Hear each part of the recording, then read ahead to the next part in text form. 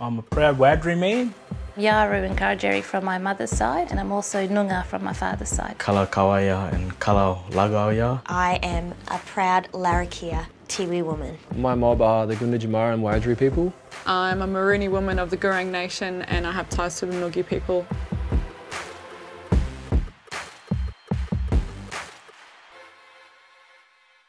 There's so many Indigenous languages and we need to preserve them. We need to write them down. This book is about the Yaru language, to preserve the Yaru language. As for me growing up, that it was really a shame, to have the talking language, but now that to have something like this, it's really good. Our language has been revived. There's certain families who speak it and teach it. One of my cousins, she works in the school and teaches it. It's similar to the Wiradjuri, which is on my mum's side. Their language is being revived and it's available to learn. Hopefully we can get young fellas learning it. I think that's the way to do it, is the young people start using it and having it back.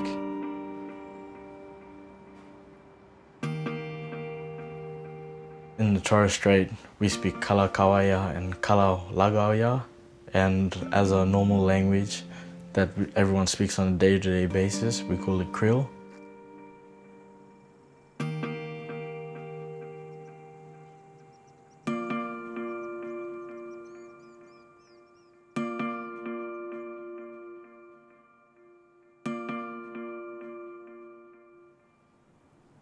I think it's important for us to keep that tradition flowing from generation to generation. All the cultural knowledge to do with dancing, singing, hunting. I've been taught these going through the traditional taboo ceremony.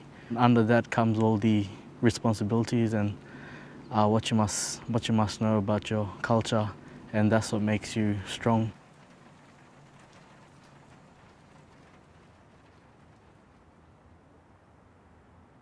Knowing who you are and where you're from, just as a starting point, can change how a kid responds to everyday challenges in life. And then when they start learning their language and their dances, I believe it gives you a sense of belonging.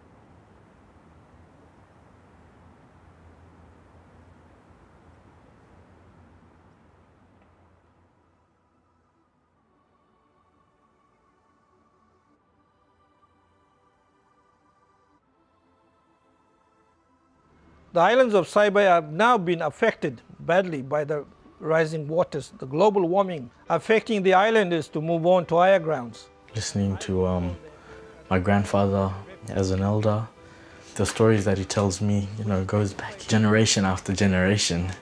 So if they tell you the story, hold it within you, keep it with you, so you can keep that culture flowing down to the younger generations now.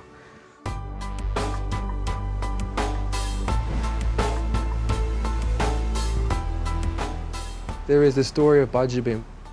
Budjabim exploded and he blew his top thousands of years ago. It's a long time. It's a lot, but blackfellas, Gunditjmara people would have been there, they would have witnessed that.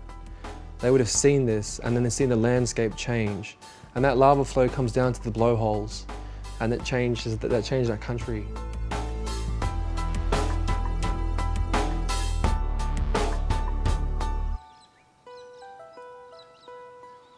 The Wadri people, we were proud, we were proud and solid hunters and very good-looking fellas and women. With the stories, a lot of them have sort of gone with the older people. Not a lot of them have passed down, but you really got to go searching for it, which is sad. This is sort of the first place that they sort of invaded. A lot of that culture significance in that songline is broken or damaged, not lost, but it's broken.